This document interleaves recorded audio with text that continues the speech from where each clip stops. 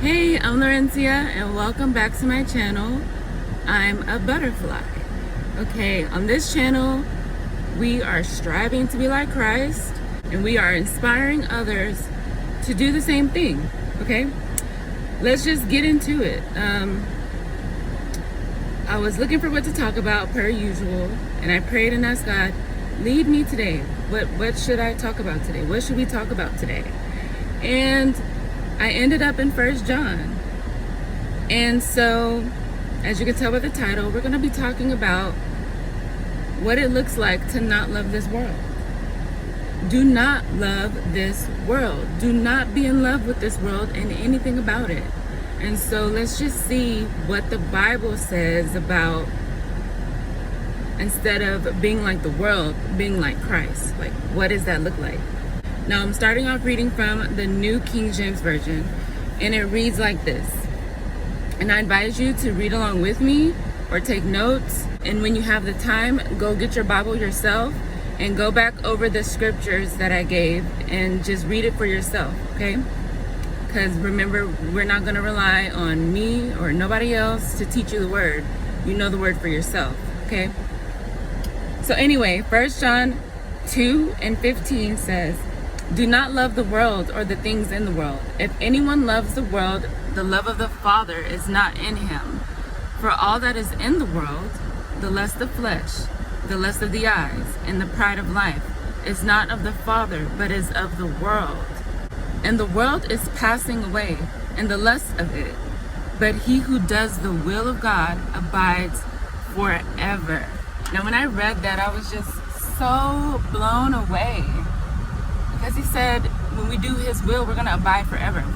Let's read let's see what the Message version says. Let's see how it translates over. It says, and we're reading the same thing, just another translation. It says, don't love the world's ways. Don't love the world's goods. Love of the world squeezes out love for the Father.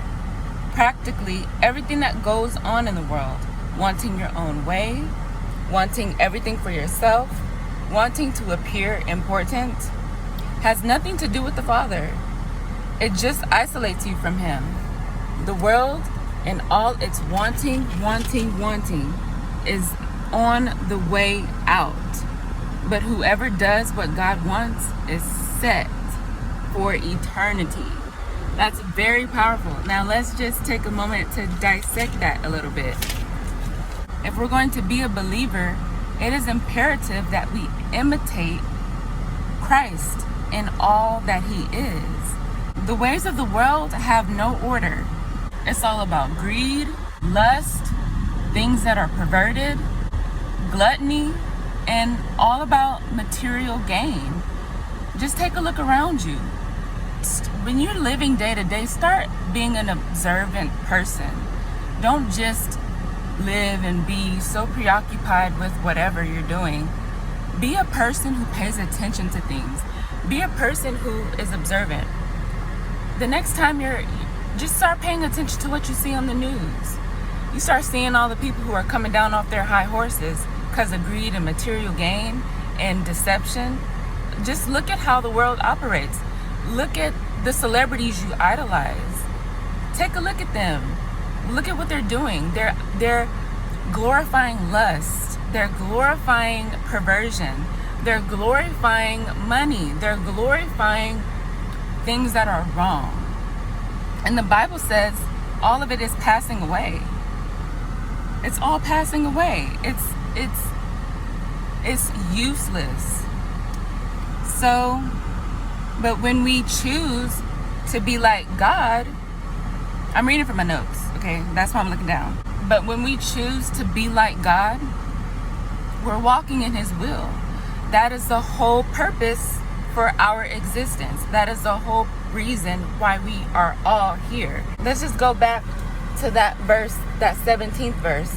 It says, and the world is passing away and the lust of it, but he who does the will of God abides forever. God will have us set for eternity when we do his will. See, a lot of us think that living in this world and enjoying our time here is all that there is, and that is an untruth. There's an eternity. There is a heaven to go to after this. I'm pretty sure you've had loved ones who have passed away and have gone on. And if you're a believer, you know that they're in heaven and you hope to see them one day. You hope to live in eternity, because it's either heaven or hell. And I'm just being real with you. You can argue me, if you can debate that if you want, but that's biblical. So it's not me that's saying that. That's what the Bible says, okay? Everything we talk about on here is straight biblical. If it's not biblical, it's not the truth.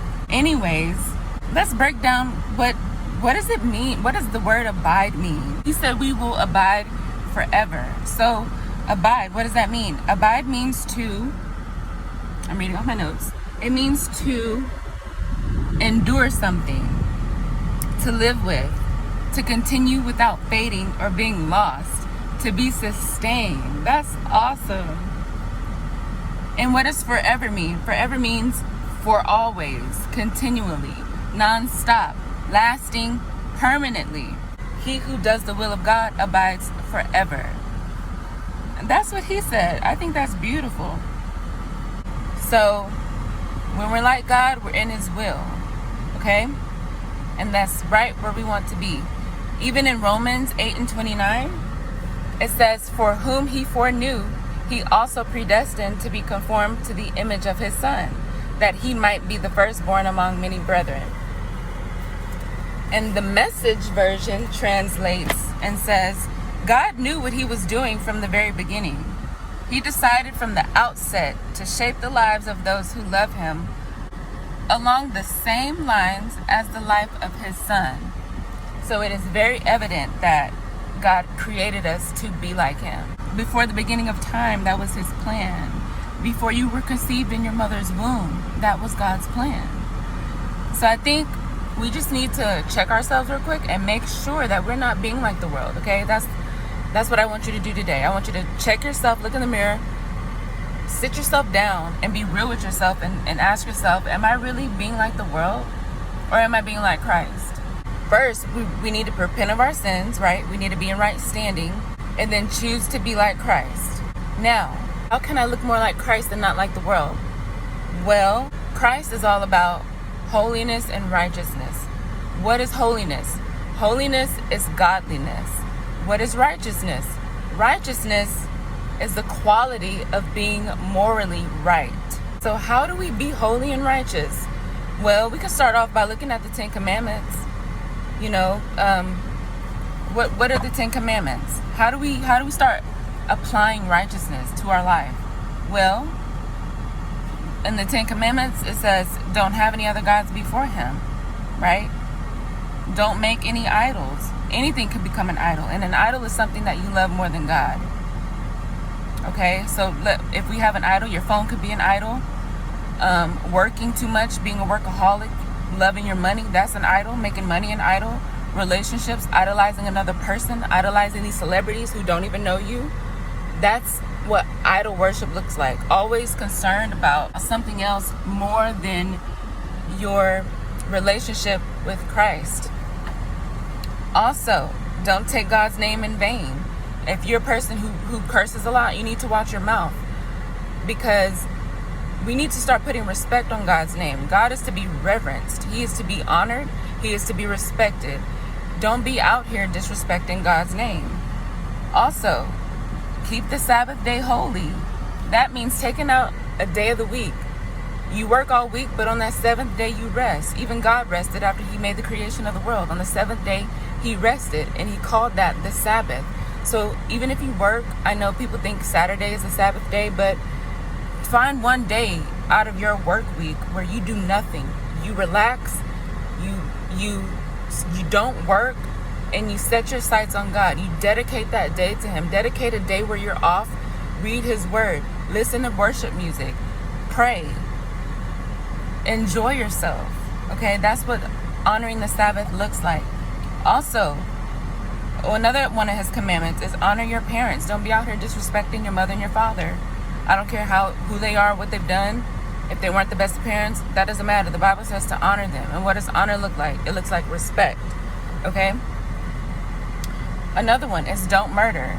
It's very obvious why that is wrong. You just don't murder. Don't murder, okay? Don't commit adultery. Don't be around here sleeping and fornicating. Don't go sleeping with somebody you know is married. Leave married people alone. And also, don't fornicate. With sex is only to be in the confines of marriage. And that is what it is. That's what the Bible says. That's how you be holy and righteous. And don't steal. It's obvious that that's wrong. Don't steal. Don't lie. Be a person of integrity and character. Don't lie. Tell the truth. I'd rather you tell the truth than to me find out you lied to me. I don't care what it is. Like, just be honest. Be an honest person who has integrity. And don't covet. And all that means is don't go around wanting what other people have. Don't be a jealous person. Don't be envious. And don't be comparing yourselves to others. Comparison is a thief of joy. Don't covet. Okay? Stay in your lane. And these 10 commandments is a good way to start off living righteously, living holy. Okay? Start putting these things into practice. Look through your Bible and read the 10 commandments for yourself. Make out a list. Write in your journal. Here's how you implement. Here's how you start to take action. Get a journal and write down the things that you would like to see improvement on in your life. If I called out any one of these and you know you struggle in one of these areas, ask God to help you with that. Ask God, Lord, I repent of my sins. Lord, I know that I'm not perfect, but Lord, I love you and I thank you for loving me. I thank you for sending your son Jesus to die for me, and I want to be more like you. So Father God, help me on my way. Help me in this journey. Help me to be holy and righteous. Help me to make the right decisions. Holy Spirit, convict me. Holy Spirit, convict me when I do wrong so that I can remain on the right path. And that's all I wanted to say. Be more like Jesus, okay? God wants us to be more like his son. That's what he said in 1 John 2 and 15 through 17. And it's really clear in Romans 8. So take those couple scriptures, meditate on it, repeat it over and over to yourself, and go improve. Go improve. Level up your spiritual walk. I'm the type of person, I don't like to remain stagnant. I don't like to remain on autopilot. I always want to be better, okay? And that's the point of growing. It's pushing and challenging yourself to become a better person. But not just a good person, but a person who is more and more like Christ. So with that being said, go have a wonderful day. Enjoy your day. Go share the word with your friends. Share God's word. You're equipped. You share the word how you know it. Share the word like only you can. Okay? Be confident and have a blessed, prosperous day. Please don't forget to like and subscribe to this channel.